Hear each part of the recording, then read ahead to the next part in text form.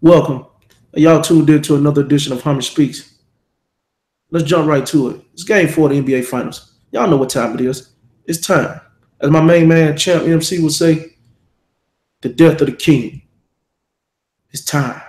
It's time for Kevin Durant to take his place in basketball stardom, begin his reign on the NBA as the league's best player and the most unstoppable force in it. But before that, he got to take care of business tonight. And he got to do what I said all along and do what you've been able to do. And that's outplay LeBron James in the biggest of stages, in the biggest of moments. And I'm sure y'all going to say he got all these stats and he doing this and doing that.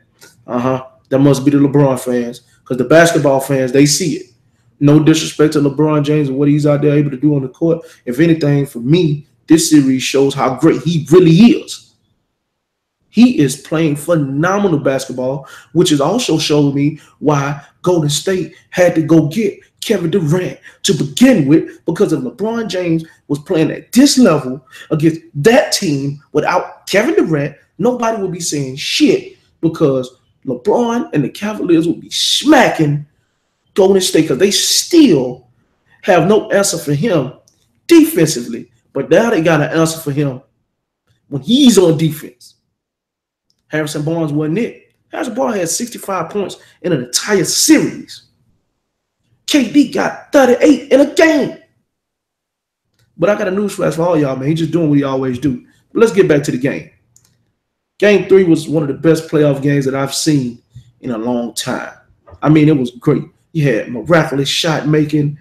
You had big-time plays from the big-time players. I mean, Steph shooting pull-up threes. KD shooting pull-up threes. Clay shooting pull-up threes. LeBron dunking on people. Kyrie just on display with the layup machine. JR hitting threes. Kevin Love getting rebounds. But all that wasn't enough for the Cleveland Cavaliers to get the win. But let's talk about it. Strategy-wise, I still think Cleveland got a chance to get back in this series because they got to do one or two things. One, they have to slow this tempo down. They cannot continue to play at the pace of Golden State, because Golden State is good at playing at this pace. They have to slow this game down. And the best way for them to slow this game down is to go to the low block. Every time they post up Kevin Love, Draymond Green is doing a great job defensively to make Kevin Love catch it outside of the block to where he has to face up and shoot shots off the glass and make driving moves to the cup to do hook shots and things like that. LeBron James has to go to the block. He has to go to the block where he's going to get the double team that he wants. He has not been able to get double team all series long because the way he's being attacked and the way he's choosing to attack the defense is more so them rotating and trying to get to him. Meanwhile, they still can't stop him from getting to the rim. But when he go to the low block, what it would do is open up the passing lanes and open up to give the offense better spacing, so players have to mind their business, and then he can operate that way. Not to mention, because he's such a strong player, he gonna get KD in foul trouble. He gonna get Draymond in foul trouble. He gonna get everybody in foul trouble. Within 2-3 minutes of the quarter, they're gonna be in the bonus or they're gonna be up 10. And it also, to me, helps them get the highest percentage shot that they're going to get each possession, because that's the way you attack Golden State. You're not going to be able to get in a track meet with them because that's what they do. That is their style of play. Though Cleveland can run and gun with the best of them, it'll behoove them to slow this game down to the fact where they using the shot clock. They making Golden State be the best defensive team in the league. I go back to a football analogy here. When the San Francisco 49ers played the Baltimore Ravens, the 49ers had the #1 run defense in the league. And you know what the Baltimore Ravens did? They ran the ball 30 times.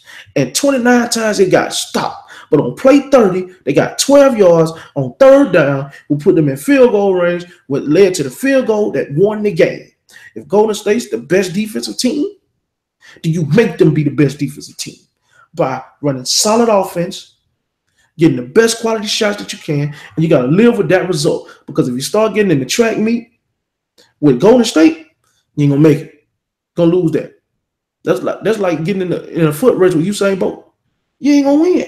I don't care if you are Tyson Gay and you are legendarily fast. I don't care if you Johan Blake and you are, oh my God, you're blazing fast. You got speed. But you ain't being Usain Bolt in that race. No, it behoove you to do a little bit different. And I think that's what Golden State will have to adjust to if Cleveland elects to play that way. Now, I will say game by game, Cleveland has made minor adjustments to the way they attack. They finally went to the lineups that I said they was going to do in after game one. And you've seen a lot of Richard Jefferson on Kevin Durant. And he did a good job. He stayed in him. He made him work for every shot that he got. But then it came a time where KD finally rose up to the occasion and said, it don't matter who on me. I'm 7 feet and I'm getting to my spot and I'm going to make the shot. Shout out to KD for finally doing what you're supposed to do. But for Cleveland to have a chance in this game and a chance to get back in the series, that's what it's going to have to do. They're going to have to hope Golden State miss shots. They're going to have to continue to run them off the three. The game one, they did a miraculous job of running off the three. But games 2 and 3, they did not. You have to make Golden State shoot twos. Now, the good thing about Golden State is they have no problem with pump faking, you running me off, and I take a high percentage two. That's cool. 2 plus 2 is 4. 3 plus 3 is 6. Guess what? That's a +2 that you just say yourself. You need to continue to run them off of those 3-point line. And y'all got to do a better job of playing the pick and roll. What you need to do is probably consider trapping it automatic. Same way y'all did Paul George. When y'all played Paul George, y'all trapped immediately out the pick and roll. When Steph Curry get it or Kevin Durant get it, trap him immediately and make them make decisions. And then when they make the decision, you have to live with the results. All you got to do is, if you trap a KD, stay the night on Steph Curry, and then Klay Thompson and Draymond Green and Zaza Pachulia and Iguodala and JaVale McGee, if Sean Livingston, and David West, if those players beat you tonight, if those players go out there and put up 80 points collectively, hey man, then I don't know what to tell you. You're gonna get that loss tonight. But that's what you gotta do. You gotta switch your approach. Golden State, gotta pretty much do what you did last time, but you gotta be careful. Gotta be careful. I know y'all let Kyrie and LeBron wear themselves out, but don't do that again. Y'all need to be the aggressor tonight. Y'all need to go ahead and get these boys up out of here. Because if we let them hang around again tonight, they're going to get the win. Whistles might start being blown. Mistakes by y'all might start being made. LeBron might just start back shooting threes a lot and make them. Kyrie, y'all doing a good job of not letting him get going with that jump shot. Now, that layup package, I don't know what to tell y'all, man. Y'all be in position, but that guy got a gift from God. He's the layup God, okay? So y'all got to live with that result, but don't let him get to thumping and get into his sweet spots on when he get to shooting the ball and all that, because that opens up the whole game for them. When he's getting to the free throw line and he's able to hit that mid-range jump shot, now you got to respect that, and that open up lanes for cutters and three-point shooters. I don't know what to tell you. Coach Lou, you better get Channing Frye in the game. You better get Derrick Williams in the game. You better play everybody so you can make sure that LeBron James is fresh when it comes down to the fourth quarter. And Kyrie got to be fresh down in the fourth quarter. So your strategy and the way you approach this game plan wise, got to be on point, because they're gonna need more. They're gonna need more than 2 or 3 minutes of rest. Work your game, work the game, man. Use the media timeouts. Media timeouts is 90 seconds, but in real life, it's like 5 minutes. If them guys can't catch their breath in 5 minutes time, as much as they train their bodies, I don't know what to tell you. Then you really in trouble. But you got to figure out something, because you got the best player in the world, and you got one of the top 10 players in the world in Kyrie Irving on your team, and you got a future Hall of Famer in Kevin Love.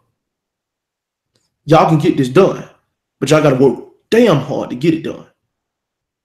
And one more thing before I get up out of here, I'm sick of Chris Broussard and company trying to make Golden State just this superb super team when they keep giving them all these Hall of Fame players. I don't see but 2. Klay Thompson, Iguodala, Draymond Green, they ain't Hall of Famers.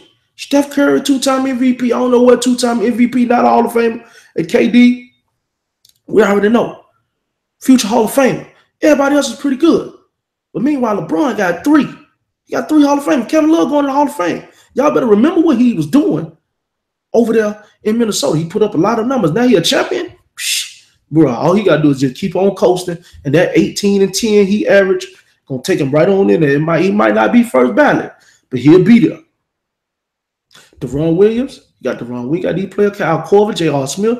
Come on, man. Quit acting like this man ain't got weapons. Kyle Korver and J.R. Smith are top 10 in NBA history in three-point makes. So that means they can shoot it. Their job are to hit shots.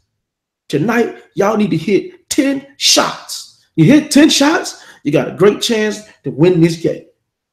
JR, proud of you, man. You played a good game, game 3. Keep it consistent, but stop doing the bonehead fouls. Stop doing the dumb fouls. Don't bail them out when you do something good. You've been doing that your whole career. When you going to stop?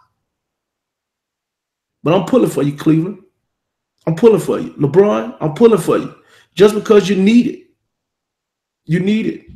I would love to see the life just come back to the NBA and the NBA fans by you leading the charge tonight and getting the win. I don't want to see you quit. I don't want to see you give up. I want you to die trying.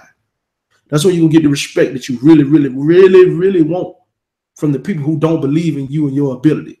You die trying tonight. If you're down 1, you taking the shot. You're down 3, you taking it. You ain't passing nothing. You got to be willing to live with the result of you missing the shot. Stop depending on others, and you get it done. But with that being said, this marks another edition of Homage Speaks.